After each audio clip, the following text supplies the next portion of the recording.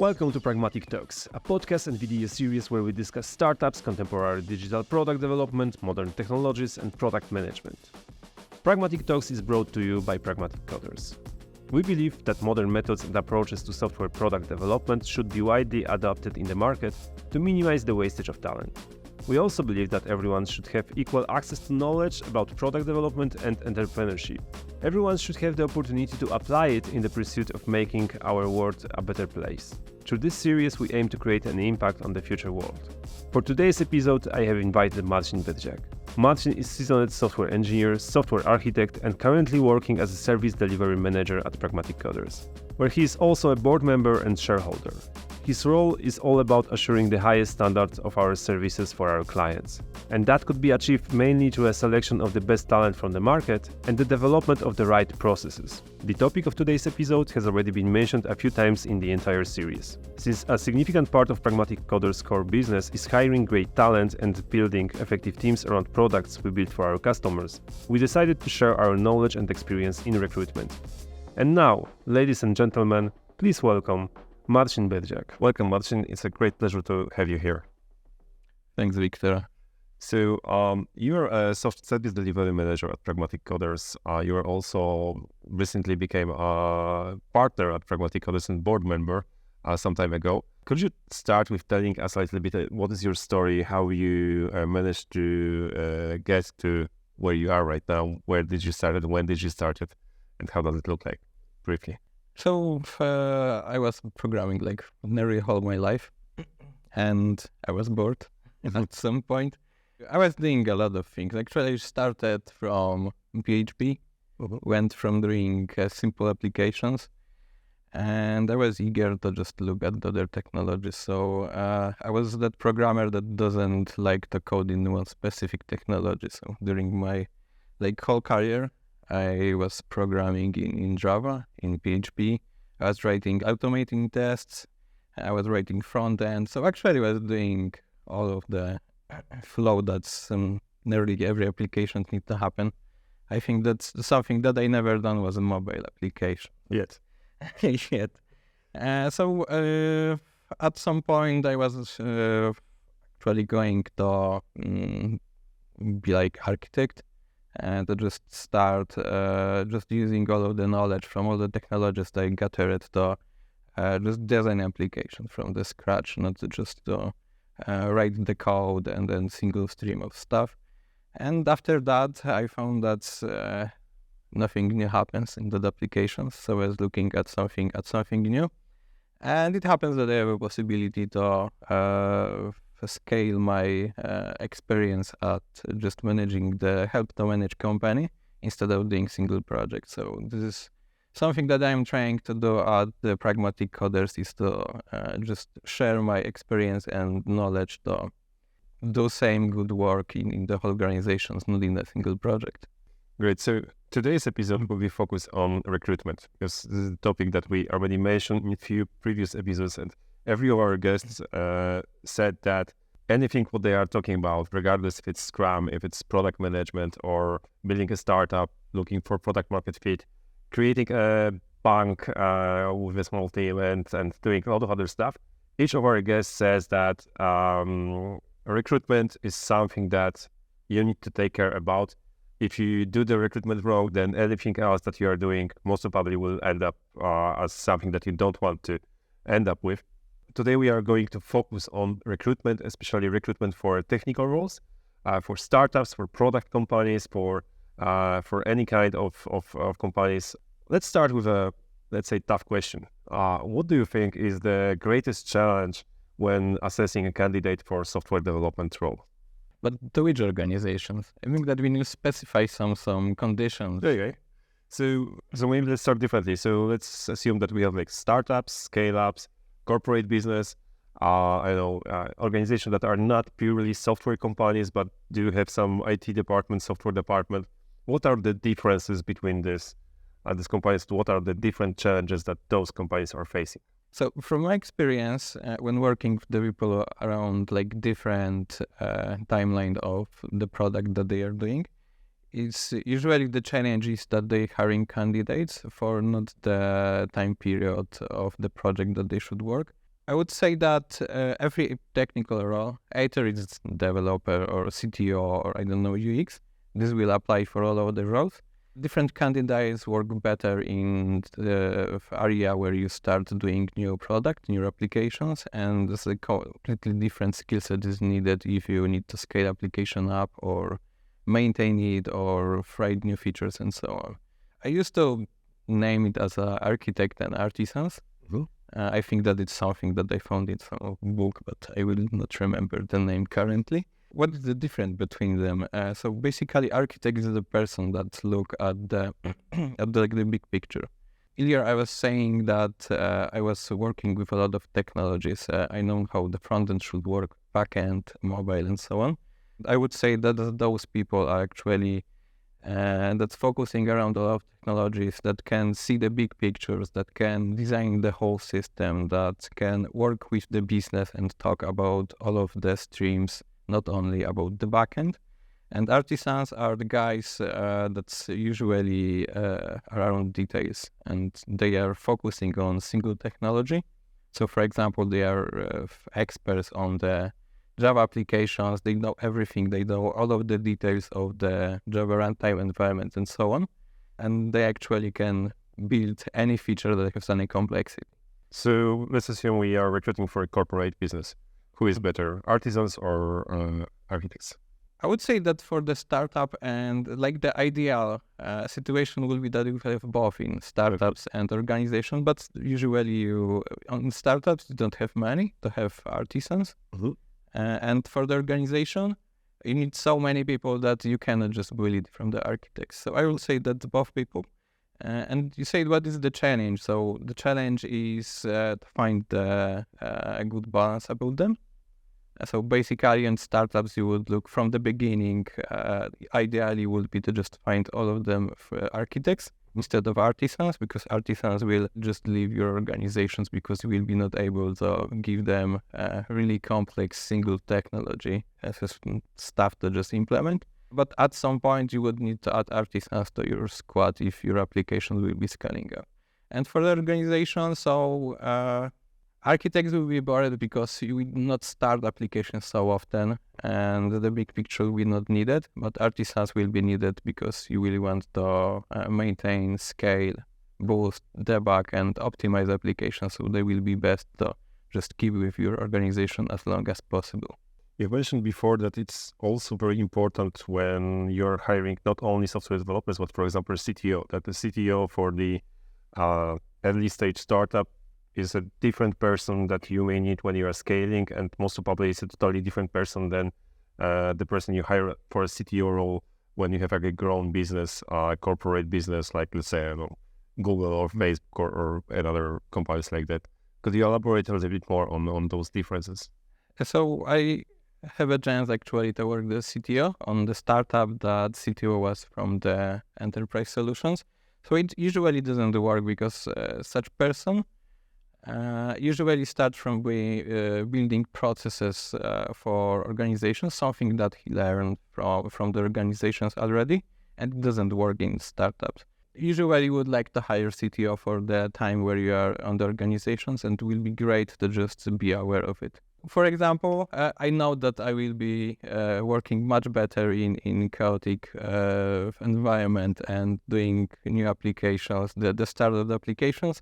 I will be much less performance in situations where I need to scale and optimize the application and build processes to just work at it. So this is something that I have better experience, and I'm just bored around some time of the project where you're doing the same stuff, but you need to just make it in better scale. Don't you think that it might be hard to actually assess candidates for these particular roles, the particular time in the organization? Like, do you see any issues, any challenges here to provide a good recruitment process for the candidates who are applying, let's say, for a startup as a CTO or even as a software developer, and the candidates who are applying for a software developer or even C-level or top management level roles in the corporate or scale-ups? For me, a recruitment process is always around asking behavioral questions. Mm-hmm. something that I see from recruiters that are not really experienced, they usually ask enclosed questions, something that you can Google in the organizations. And it's really hard to actually check stuff like soft skills or where you belong or what you really like to do. It's much better to just ask open questions. For example, if you would recruit programmer, and if I would like to see if he can actually build applications, not if he knows Java or any specific technology, I would ask if he can design me any particular applications. I don't know, Facebook, anything. There is no right answer. Even architecture design or Yeah. So like the big picture. I can just go deeper in any selected area. I'm not interested in any specific from the beginning, right? And that's open the dialogue. I see how the guy thinks, how he builds solutions, and if he's someone that I would like to work with. This also shows me what the experience the candidate has. So if he works for the startups or organizations, if the candidate over engineer or building a really good solution for the product is pragmatic with the solution. So that's open questions. Behavioral questions are much better than asking closed questions or direct question where you specify candidate what answer you are looking for. It's mainly like asking the question that the candidate could or even should answer. It depends, and then dive deeper with the details. Like it depends on the context, and that's like correct or. I would say that that's kind of questions where you cannot prepare for them before the call. Even if you will know the questions, you have no idea in which directions the dialogue will go for. Sounds interesting. So, what is the type of people you are looking for when recruiting for Pragmatic Coders? So we definitely look for the architects guys that are really flexible. They don't focus on the single technology. We're building from the scratch, and this is usually what we are doing, like building applications from the scratch or like working in the small teams. And there is usually not a lot of space for guys that just work in the single technology. And this is from the technical perspective. Usually something that is much better, like much more important for us, soft skills. And it's from the statistics. So usually at Pragmatic Coders, if we log our data from our past years and our rotations, and then we'll see that most people that left Pragmatic Coders, or we just fired them, or there was we couldn't find the good language between company and the candidate, and that was actually soft skills. Not the technical ones. And technical ones, it's much easier to learn. It's much easier to mentor and to teach the people how to do technical stuff. But soft skill is something really, don't want to say that it's impossible or it's not possible, but it's something that at least I don't know how to ideally teach others. Yes, and especially in current days when you're mostly working remotely. So so I would say that for me it's nearly impossible. So looking at the soft skill is something that we are focusing at Pragmatic Coders to hire people. I know that our recruitment process is based mostly on a concept and a book that is titled "Hiring for Attitude." And in this book, this concept about that you mentioned that the technical skills are pretty easy to be checked. I remember that from this book I don't remember the exact number, but it was something around 80% of people who were misrecruited. By misrecruited, I mean they were fired after trial periods or fired during the first year of cooperation with a company, were fired not because of the technical skills or lack of technical skills or not enough technical skills, but because of the lack of culture fit, lack of the soft skills that were required to the employer. Let's talk a bit more about this culture fit. So when you are recruiting for Pragmatic Coders, what are the, let's say, top 3 to 5 attributes, skills, mindsets, or I don't know how to call it, that you want to have when you're hiring someone? Checking what attributes, features we are looking from candidates from high performance. We found out, and something that we called like values, that we just focus on Pragmatic Coders. Values, yes. Core values. The main problem is you can just take a person that working a really long in Pragmatic Coders and just send them to the interview, and that person usually will have a high percentage of hiring a good candidate. But we need to scale. We cannot send the same person to interviews all of the time, and not only because of the money, but single person they will not want to just go to the interview all the time. It doesn't sound like a great career path. I was a senior developer architect, and then I'm a recruiter. Yeah, exactly. That doesn't sound very good. Yeah, so we need to scale it, and this is something that we are looking for already existing processes, standards that can help us with hiring for attitude, and this is why we started with working with the book that you mentioned. Okay, the core values that we found out that our high performance has, they are: we deliver value, we desire to grow, we take ownership, we are team players, and we are pragmatic. Basically, we focused on those 5. We really think that they really incorporate the principles that our employers was using with working with our clients through 9 years currently. As today, we have birthday of Pragmatic Coders, so this is like 9 years.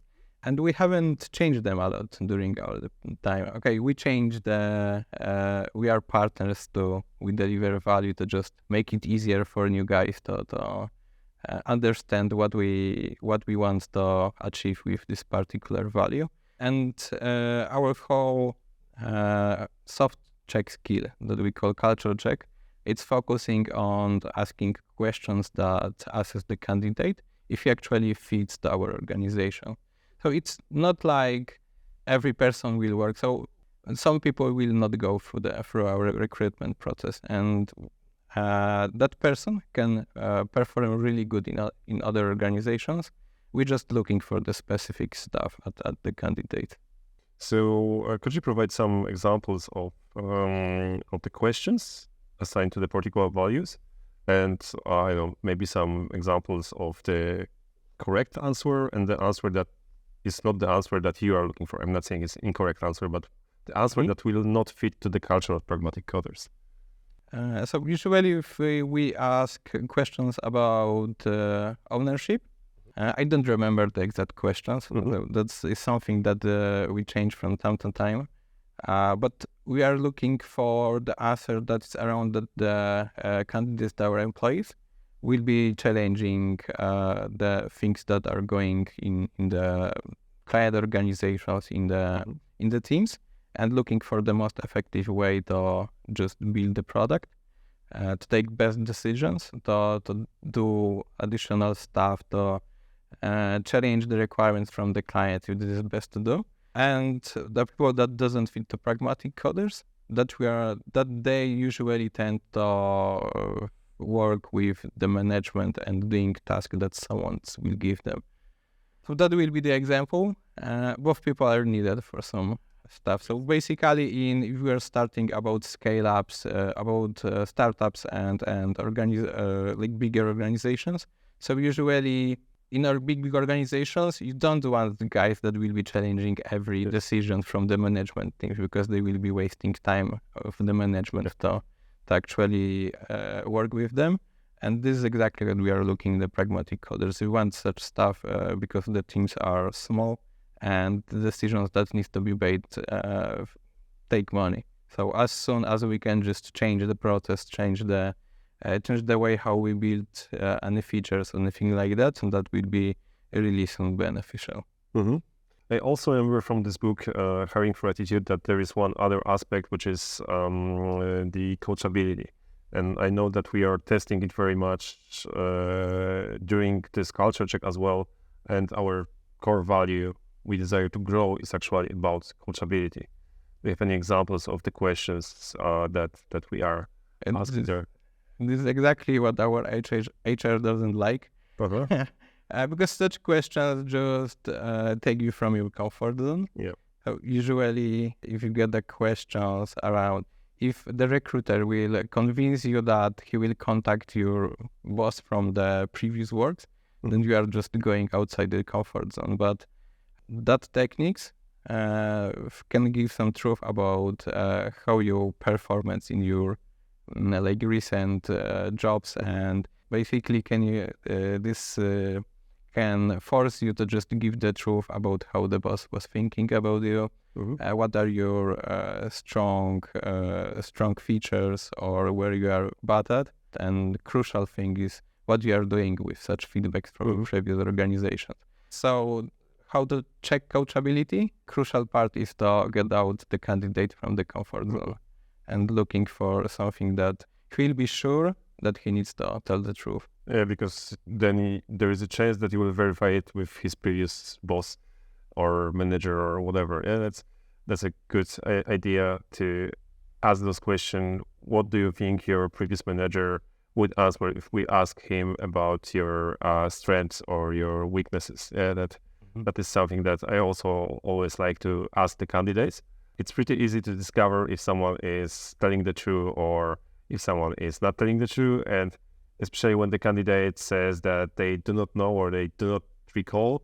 Of course, there are a few follow-up questions like, did you have like a regular one-on-one meetings or any other feedback form with your manager or maybe with your surrounding, 360.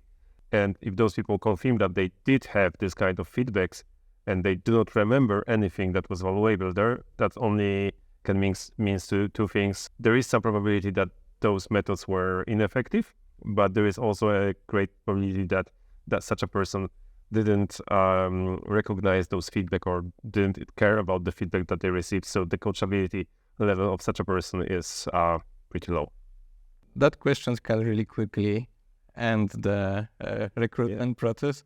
We have happened that some of our candidates didn't want to talk about previous jobs. They didn't want to just give any contacts or just clearly say that they don't want us to actually talk about them with anyone that they were working with. This was usually something that we didn't want to work with such person. Actually, there is no any extra comment on that if there is no reason for that, because of course I can understand that someone could have been working in some, pathological organization that he don't want to even recall, but it's also about the transparency and saying that I don't want you to contact them because I don't have relation with them or I didn't end up the cooperation in a good way, and that's still okay if their default was somewhere else, not in the employee itself.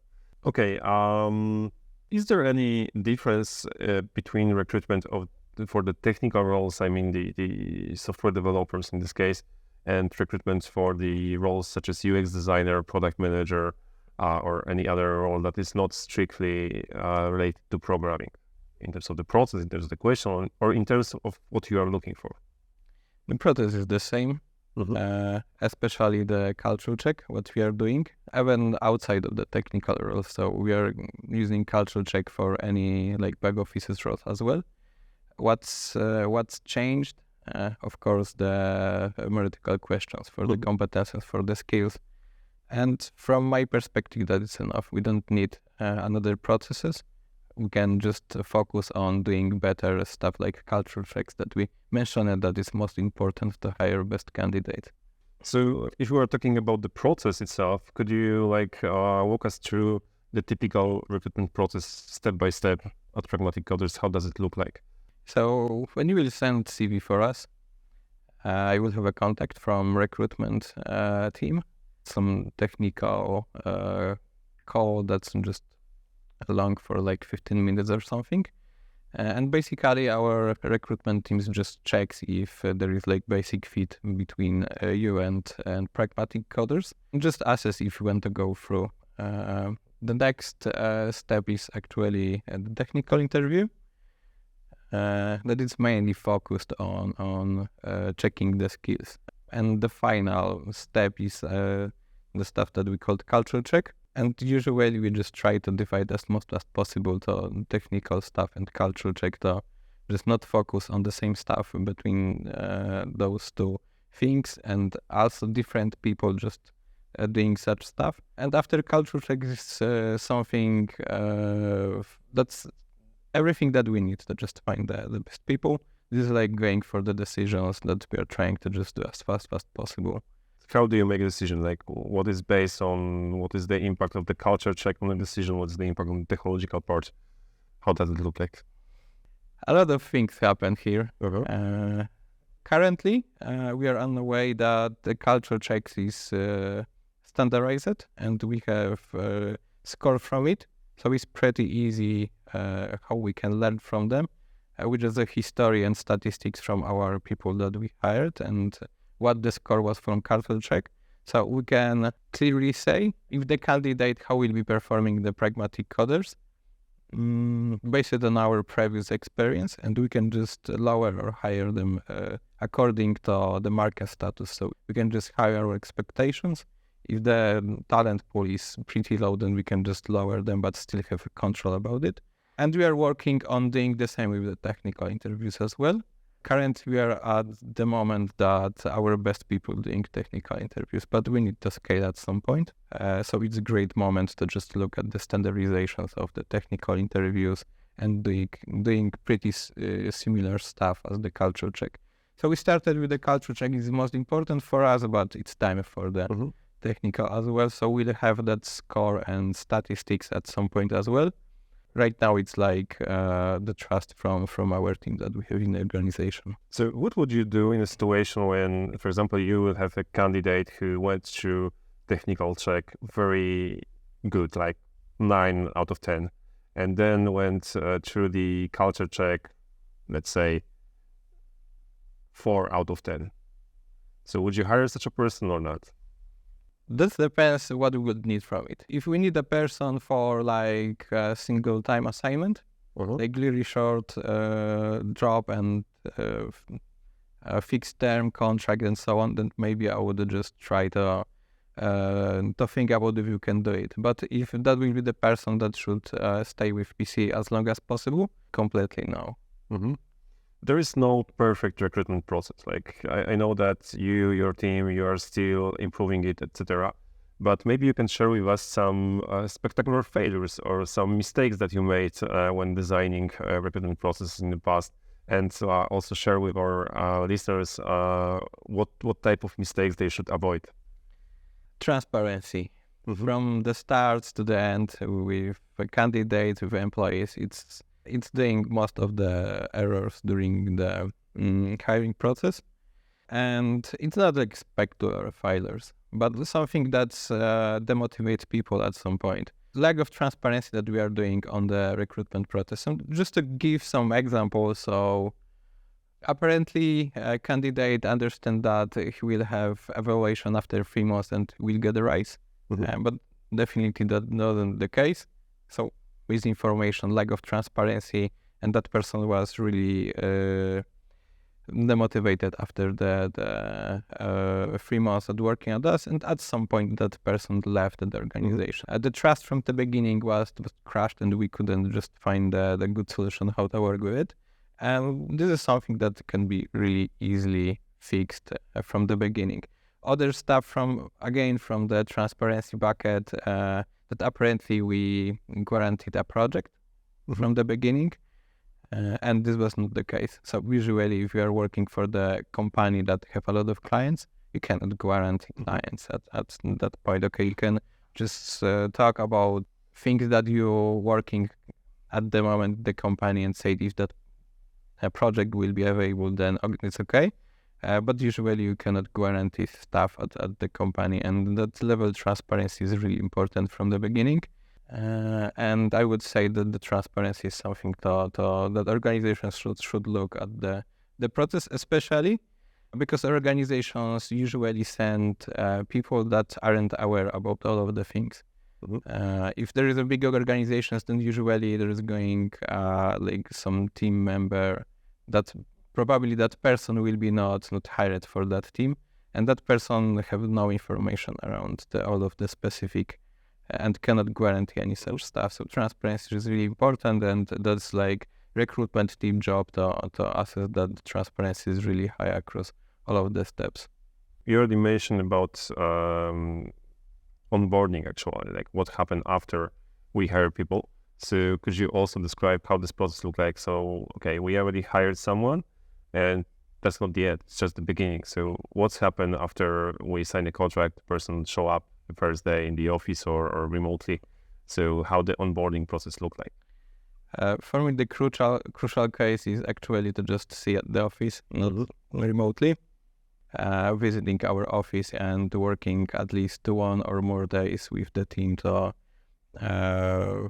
onboard in the project as much as he can, and just ideally integrate with the team, go for a beer. That will be ideal. But we cannot force people to go to a beer on the first day. But we can just enforce that the people will meet with each other face to face.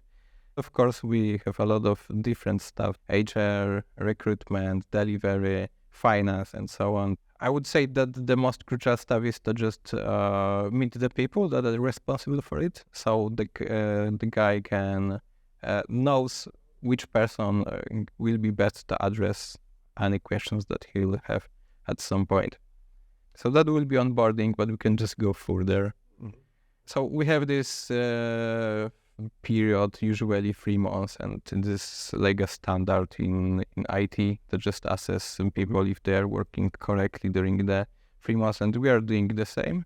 We just divide this 3 months period for 2 parts to just share with the feedback with the candidate, with the team, to have the time to actually see if something going wrong, if there is everything okay.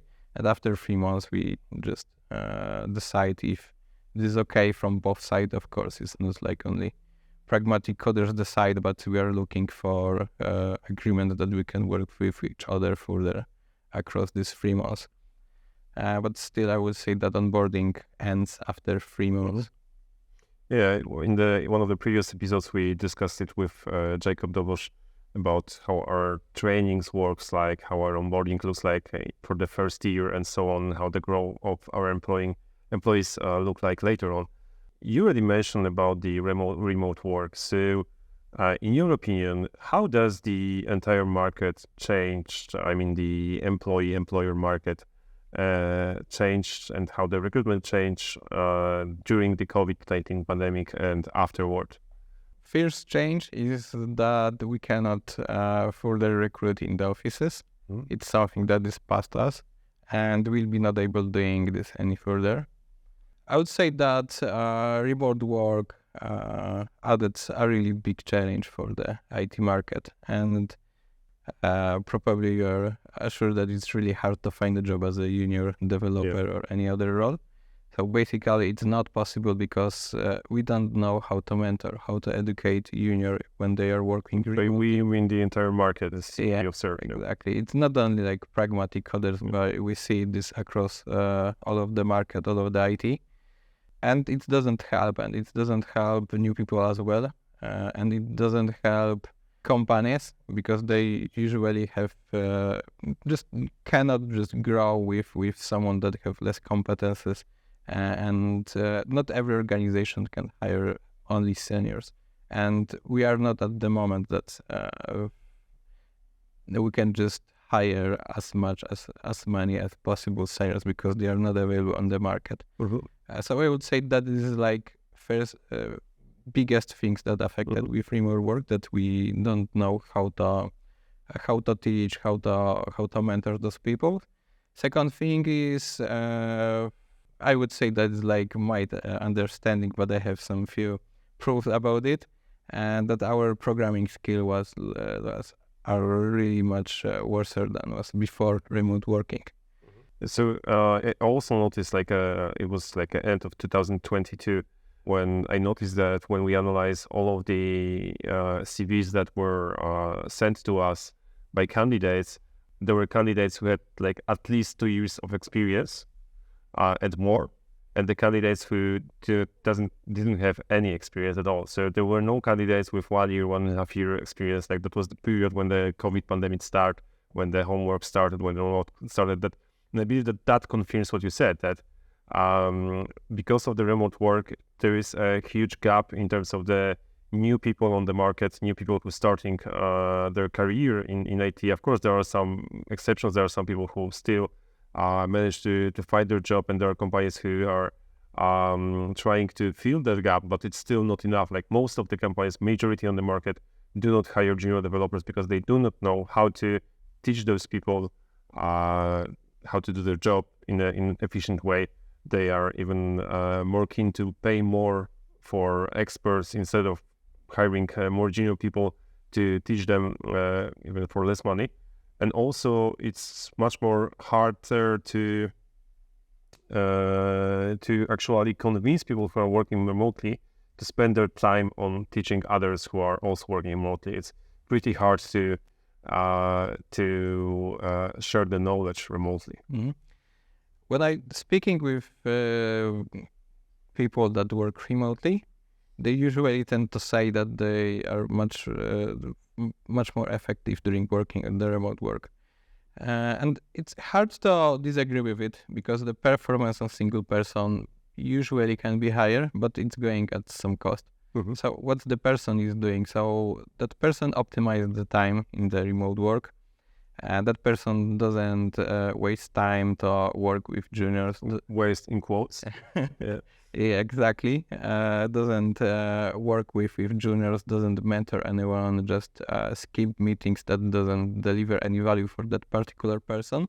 And yes, that person can do like more tasks. But we are not doing projects with single person. Yeah. If we will be doing single person projects, then usually I would actually could agree with that the remote work can be much better for projects that are single person, but we are not at the moment. So the main reason why it's not working is because those people doesn't work on team playerships, responsibilities, doesn't teach people, and this is why we are struggling as IT with incorporating juniors to our organizations. It's a really big problem that we as a IT will be handling during, I don't know, next 2 years or something. And we doesn't have any solution for it. I don't see it currently. Yeah, maybe the way we are already doing it, that we are, say, forcing people to show up in the office more often, like twice a month, for new people, twice a week. That is something that I already see the results of that. I already see that this knowledge sharing, the velocity of the team is increasing, etc. On the team level, maybe not on the personal level. Of course, some of those people complain that, no, we are wasting time in the office. I'm spending most of the time in the kitchen drinking coffee, speaking with people. But when asking what are you speaking about? Oh, about the product that we are working on, about our job. Maybe that's knowledge sharing here. It sounds like things that we forget about. But still, like short term, we are at the moment at the market, like the talent pool on the market is really high. Yeah. And we can try to look for the candidates that will be visiting the office. Mm-hmm. But that will end at some point. Next year probably will be after that. And we need to learn how to do it in remote environment, or something else will change. Mm-hmm. Okay. Comparing the recruitment 3 years ago, when most of the recruitment happened on site, people came to the office with a room. I remember that when we rent this office, we designed 2 rooms into 2 conference rooms, as small conference rooms that will be designed especially for recruitment. And then the pandemic started. Then we were doing remote recruitment from these rooms that we didn't need. But do you feel that there is any impact of the pandemic on the way companies or we started recruiting people because the recruitment became remote instead of the on-site recruitment? From the beginning, we didn't change anything, and we made a lot more mistakes during hiring. For me, at least, it's much harder to perform culture check during face-to-face, where you don't see all of the body language from the candidate. Like normal people stuff that you can just do when you're talking face to face. And yes, we made more mistakes for it. How we reacted to it? We added some more standardizations during the process, and this is also why we are looking for standardization of technical interviews to just make it more easy to people to do it. So it's much harder for the recruiters to do such conversations. And yes, we need to learn how to do them as long term, because we'll be doing it more. Maybe not in this year, but if next year probably is. And it will be possible that we can will just invite the person to the office, then surely we'll be doing it, because this will be much easier, and statistics shows that we have like better success ratio for it. Mm-hmm.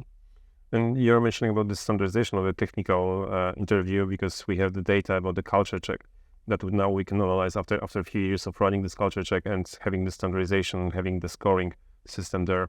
We can easily, as you mentioned, go through all the data and see where we made the mistakes, where we had the mishire. And I remember that when you show me this data and show me all the candidates, like maybe not all of them, but in many cases, the data show us that person will sooner or later quit or be fired because they didn't fit the culture for 100% or even for 100%.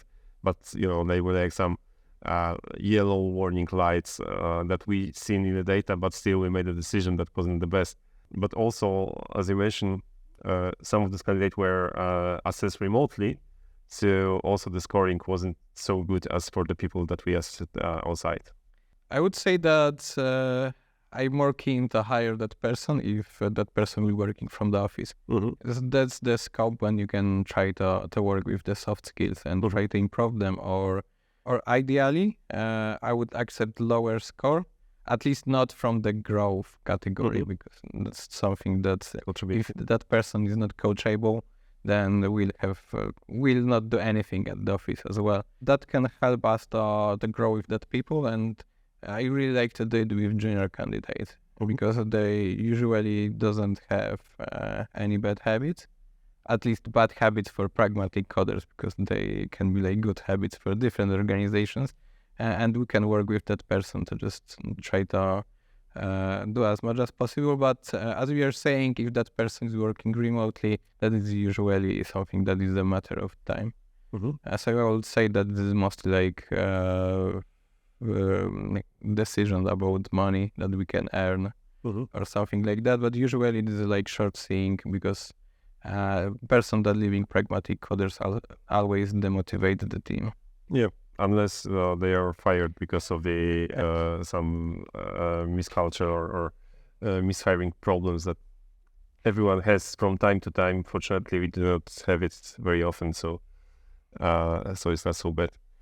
Okay, let's switch the topic to candidate experience. So, how do you ensure a positive experience for candidates who are going through the process of Pragmatic Coders? You already mentioned transparency; it's very important, but maybe there is something else. So we mentioned already that we have standardized the process, and this usually happens that we are getting like really good feedback around it, because we are not sending not prepared recruiters for all of the stuff. I think that's like that's enough. You don't need to building really complex recruitment process. You just need like few nice things in it, like transparency, good offer, good interview process, and then so on. That's really something that's working really well for us. Something that also is really good, that we just share the feedback with the candidate at the end as well. So we just not leave the candidate without any response for it. But still, it's transparency, right?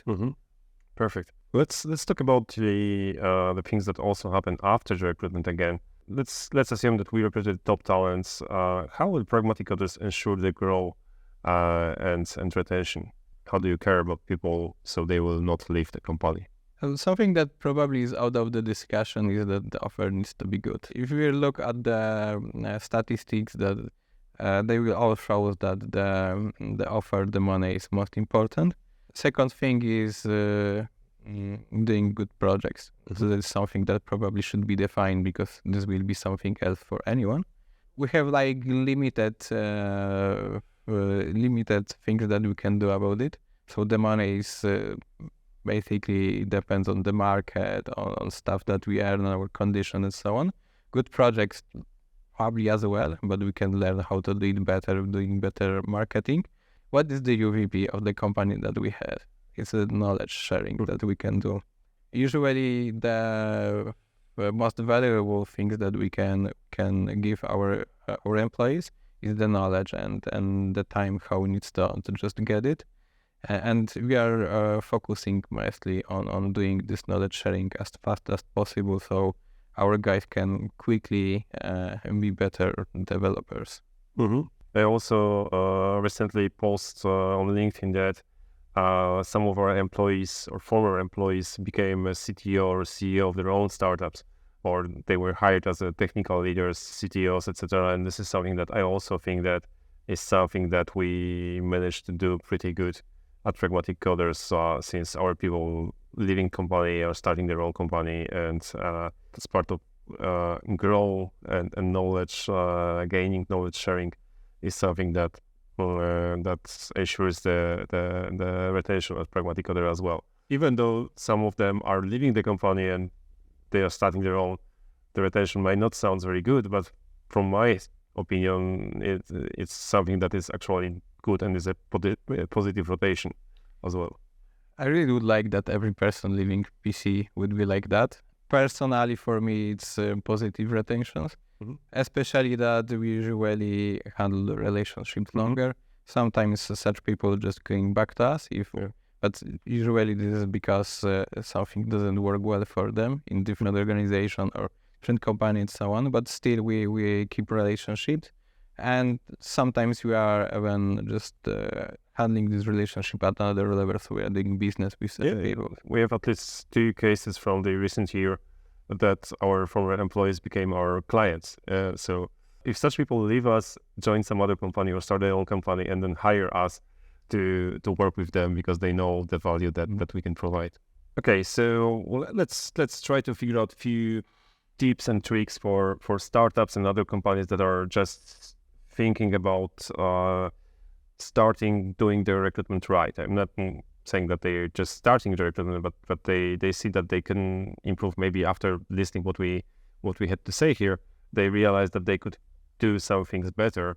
What are the top startups, top advices for startups and other companies that you would recommend them to start with when designing their recruitment process, when starting their recruitment process? Imagine this question that if I will be not technical, how I'd build IT department in company.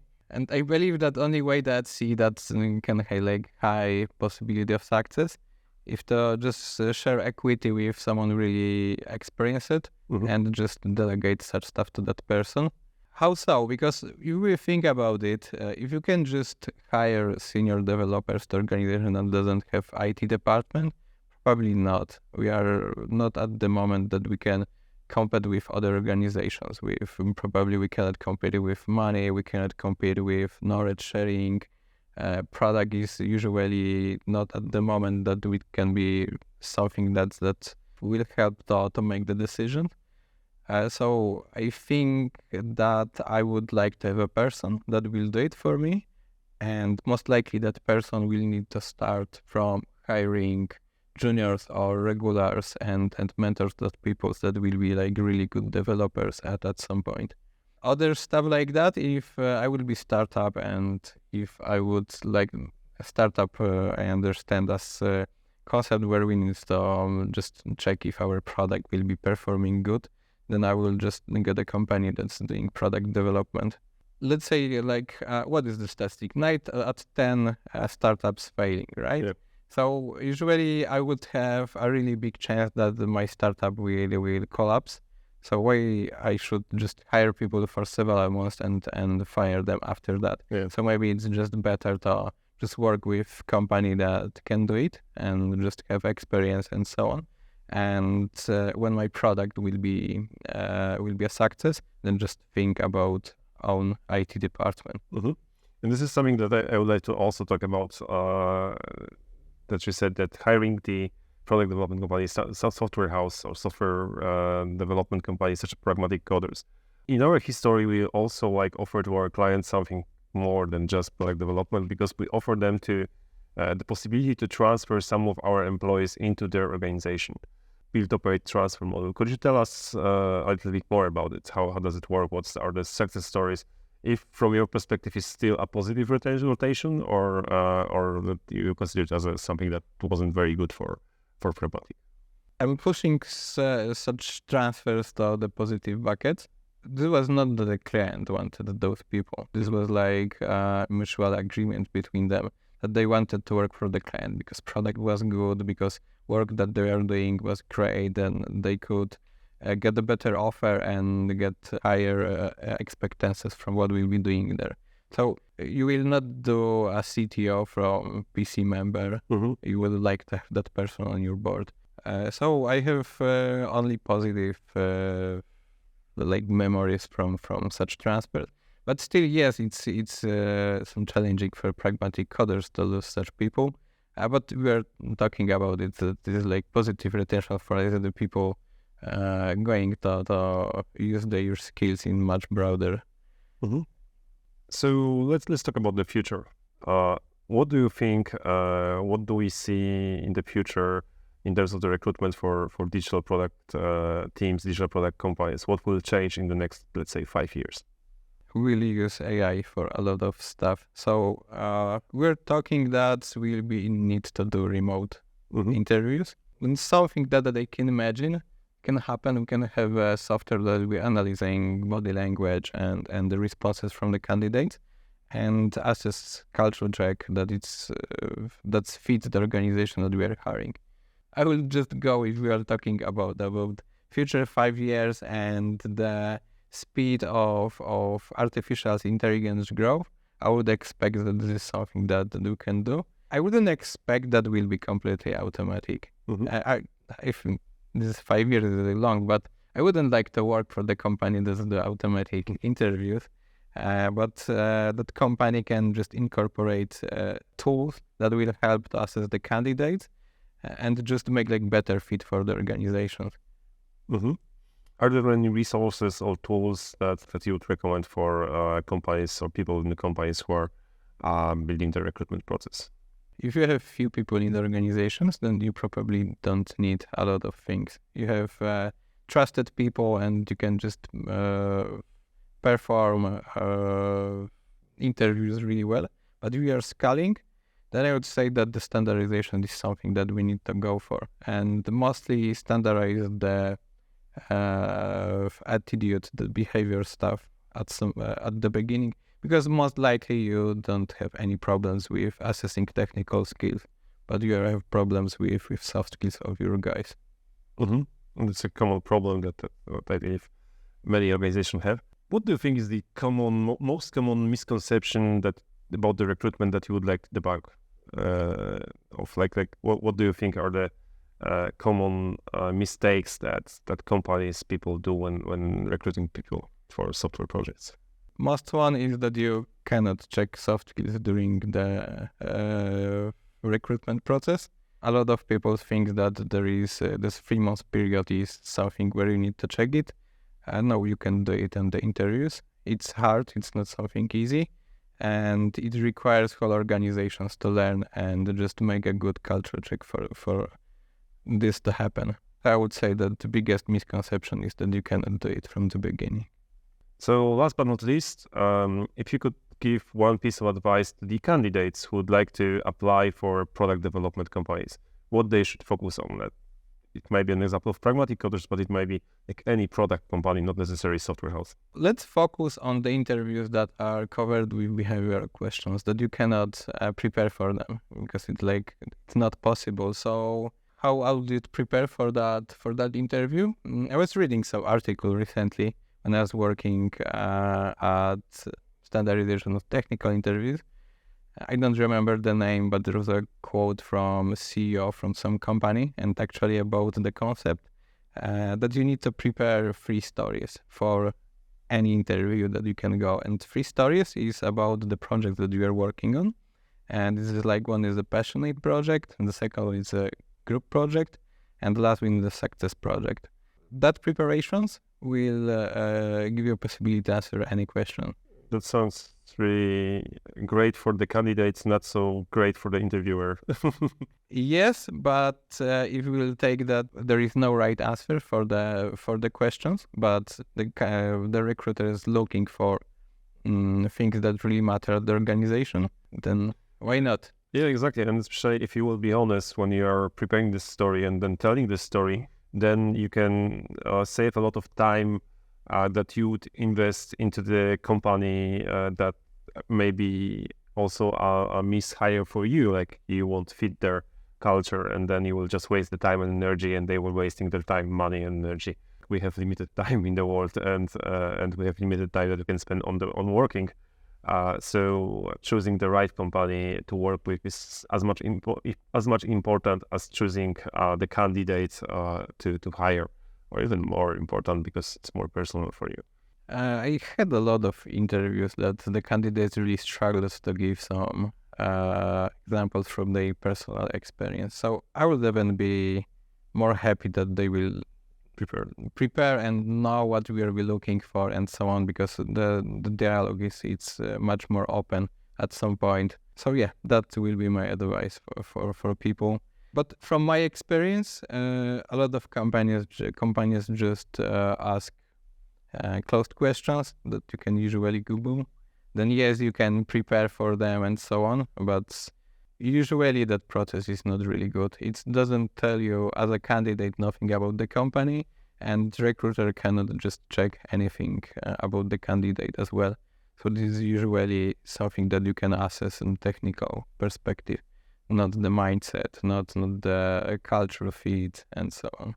So no worries, even if the market right now, job market is not as good as it used to be like 2 years ago, it's still very easy to find a job, but you can find any job.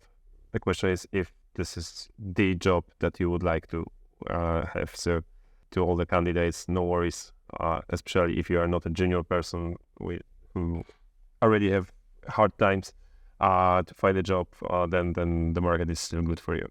Okay, Marcin, thank you very much for this conversation.